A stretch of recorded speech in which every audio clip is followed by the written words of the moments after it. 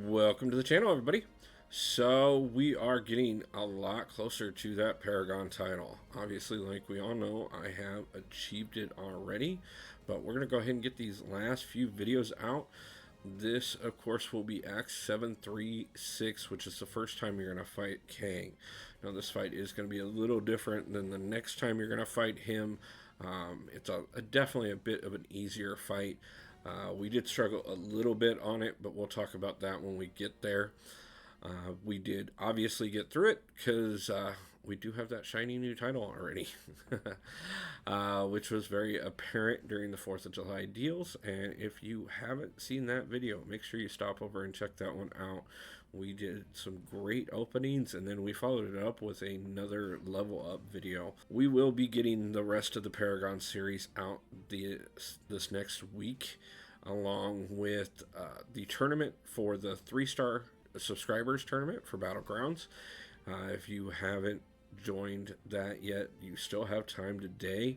We're going to go ahead and start that tomorrow at the live stream, which we do every Sunday night. But let's go ahead and get into this level, and we'll talk about that a little bit more at the end before we close things out, and a lot more obviously tomorrow night for the live. So right off the bat here, you're going to see I did go with a science, cosmic, and a skill team. Obviously, these are 3 of my best cosmic champions, all of which get some kind of benefit from either Hulk or Nick Fury, with the exception of obviously Cosmic Ghost Rider and Hulk himself. But this was a great way to boost the team up, and these were rather important for the fact that the path that we are choosing here does benefit cosmic, science, and skill champions in the Kang fight. So keep that in mind. The one mistake that we probably did make is I did switch in Tigra at the end, and probably should not have done that because she does not get any kind of benefit whatsoever.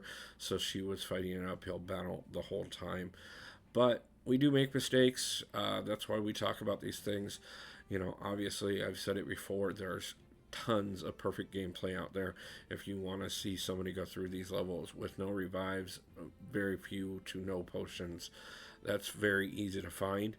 If you want to see a way to get through this while struggling a little bit, I'm your guy to check out. So let's go ahead and get in here, talk about the nodes on the path, and then we'll see how it went for me.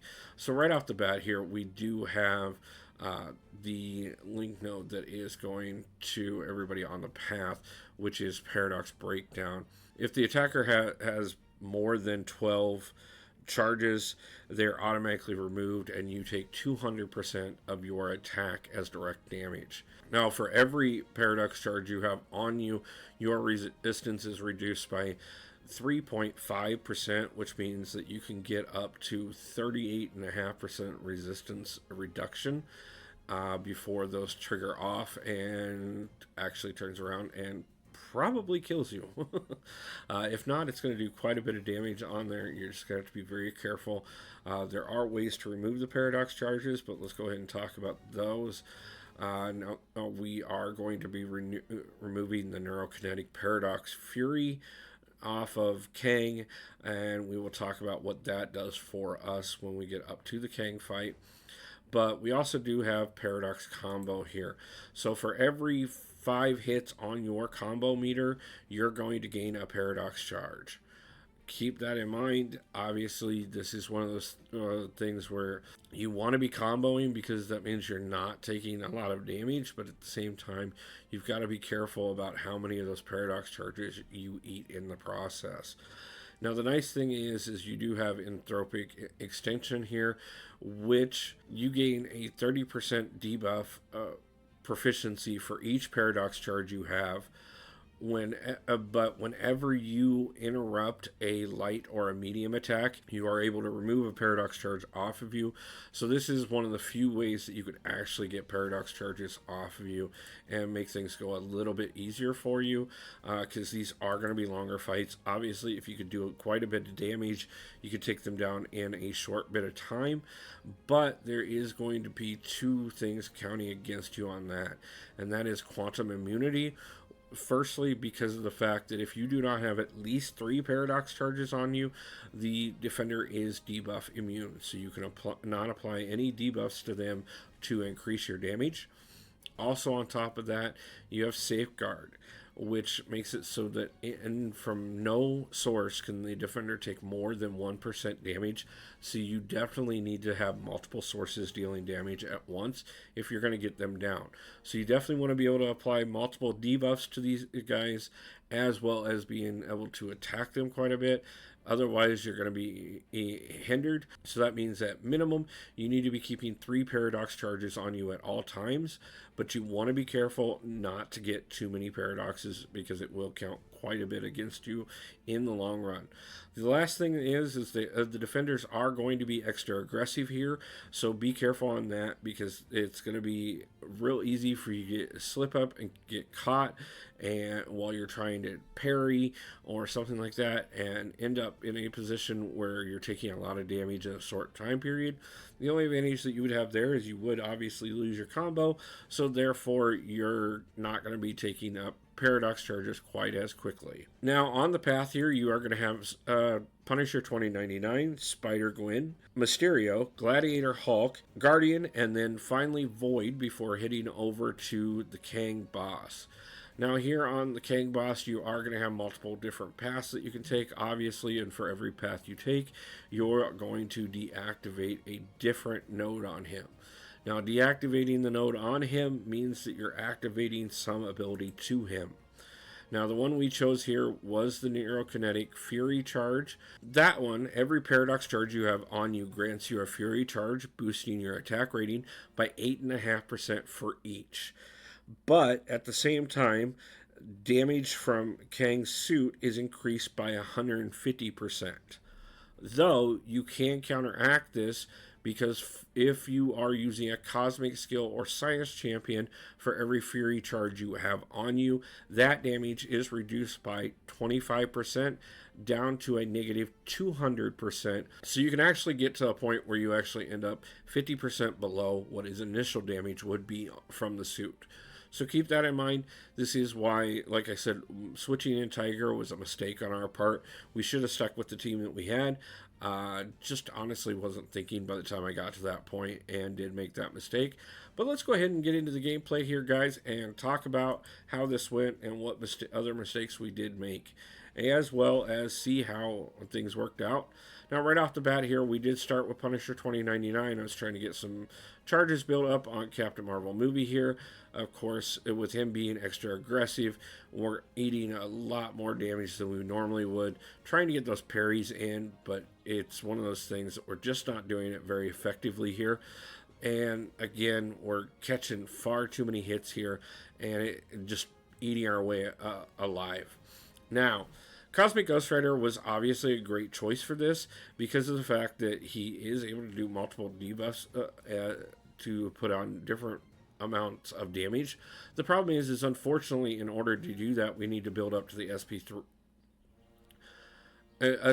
or the SP2 to properly get everything on there. And with us only doing 1% of damage at a time, we are taking so many hits off of him that we're getting eaten up before we can do the damage that we actually need to do. So we did end up just going ahead and bringing in the golden ticket here and finishing him off with Hercules. Obviously, don't need to explain what Hercules can do here. We all know that he is the answer to just about everything. Him being a cosmic champion was definitely why we brought him in, though I was hoping to stick primarily to Captain Marvel movie, and a Cosmic Ghost Rider just wasn't working out quite the way I wanted it to. But then we did go over here to the Spider-Gwen fight and use Nick Fury, obviously, hoping to get enough bleeds on her to get through this quickly so that we could go ahead and get on to the next fight without having to worry about losing his true Nick Fury, or any up in his true Nick Fury form, more correctly, I should say. We didn't want to lose the LMD. Obviously, it took a minute there to get the paradox charges going, which was a problem I caused upon myself, because I was actually removing paradox charges in the process, and that meant it was a little bit harder for me to get those on there. So that is going to play a factor going into the Kang fight, and we'll talk about that one again a little bit more so when we get there. Obviously, we still had Hercules alive by this point, so out of our Cosmic Champions, he was the only one left, so we went ahead and brought him in against Mysterio here. Now, Mysterio can be a pain to fight anyways. He is just one of those ones that he builds up so quickly. He can cause you to lose power so easily, and there are so many things that you can go wrong with on him. We did end up pushing him all the way up into the SP3 there, and that did cost us Hercules once, but of course, easy solution, go ahead and regen and bring him back in. Then we went over here to the Gladiator Hulk fight. Again, another perfect fight for Fury, though it would have definitely been a lot easier if we would have been still in the LMD form. Especially since we already had paradox charges built up. But, you know, that is one of those things that you have to be taking into account for. That the paradox charges are a fun little balance to things. You need to make sure you have enough of them, but keeping away from having too many of them is always the balance for these particular levels. I try and avoid paradox pass too much unless it is one of those things where it can truly benefit us. But obviously this was a path that was going to be the easiest for us to get through. Just thinking about the fact that I had one of the top tier skill champions, the top tier cosmic champion, and a top tier science champion meant that I figured we could go ahead and come in here and deal the damage. Now, like I said, you did see the switch out for Tigra there, which was a mistake.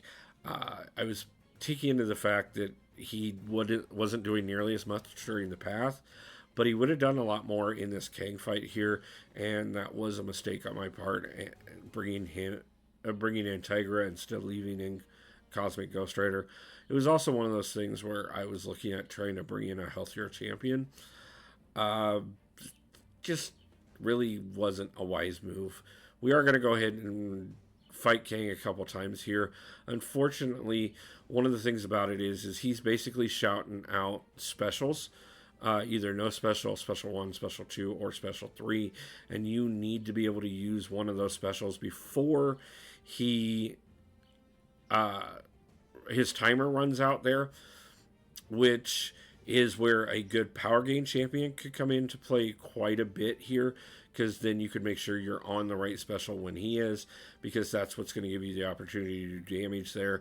You can see we got it right a little bit there with Hulk, but honestly, I will tell you guys, I figured out the cheat code here, which is, yeah, obviously, if you can get the mechanic to work properly and have your special meter in the right spot when he fires off, you can do quite a bit more damage. But at the same time, if you can stack debuffs on him, you can actually just eat him away and let him work the way down. It is going to take you more revives to do it this way by far. I will tell you that. I don't deny it in any way, shape, or form. I do not deny that we wasted our time and our revives because we were trying to do both techniques. Obviously, there was absolutely no way this was going to work. We either had to commit to one or the other, and we needed to stop wasting our time bringing in champions who could not do one or the other. Again, Tigra is an amazing champ. She's just not designed for this. Hercules, I've seen him work really well if you can time those specials. If you can have your special bar at the right number at the right time, you are great for using Hercules.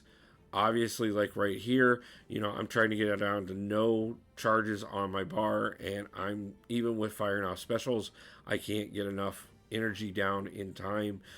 Or like here, I needed to be up to an SP2, wasn't there when I needed to be. Turn around. This is the type of thing that is going to be frustrating for you if you're not bringing in a power gain champion, which is really what we should have been doing. if we were going to try and play it straight. If we were going to play it this way, we should have just stuck directly to Fury, stacked up as many bleeds as we could repeatedly, and just went ahead and eat him alive. That is going to be how we end up taking him down here. You can see we've got him down to 24%. We're just eating away off of those bleeds. We are going to get him down, I believe, to 5% here. Okay, 11. It's here where we get him down to 5%, and that is going to be where we catch a charge real quick, and then we have to come right back in and just go ahead and bleed him out. As soon as we got him off of that indestructible, we stacked a couple more bleeds on him, and that was it. That's how we got through this path. So it is a different way than is traditionally how you are supposed to do it, but it is very much so a viable thing if you're not looking at a power gain champion to go ahead and be able to take him down in that manner. Now, obviously, we got some great rewards for doing so here. Went ahead and threw some fragments into tier 5 Mystic because we had used up all of it that we had, and we still needed some more for a couple more champions. Obviously, we were struggling a little bit on resources right there, but at the same time, this is the deal that is made available, so that is always something to keep in mind as well. But anyways, guys, like I said, that got us through that, and that does take us to the point that we are going to be looking at those last 6 levels to become Paragon.